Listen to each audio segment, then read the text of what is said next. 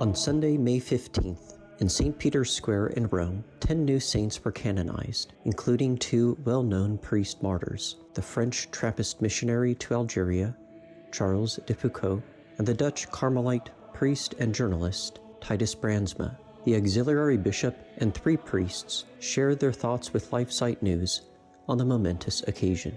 So I am auxiliary bishop of the Latin Patriarchate of Jerusalem, and I am a patriarchal vicar in Nazareth. So I serve in Israel for the Latin Church in Israel. What I like in Charles de Foucauld is his coming back to the essentials of Christian faith. He wanted to live, he went to Nazareth. He lived in Nazareth for 3 years, and he wanted to live the same life like Jesus, a hidden life with God, and finding God in the everyday life simply.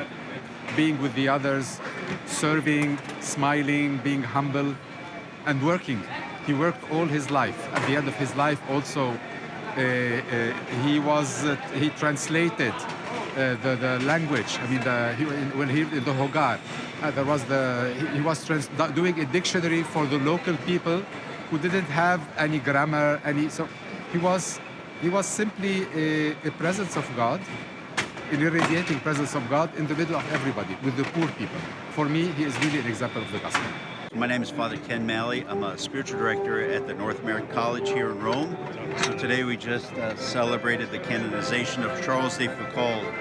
I just celebrate when I first got to learn about Charles in 1993 when I was a student here and beginning in a Jesu Caritas group, a group for diocesan priests and seminarians. So ever since, I've been in a group, Jesu Caritas, learning from the model of Charles de Foucauld, inspired by his life of simplicity and just trust in God, even in the most challenging circumstances.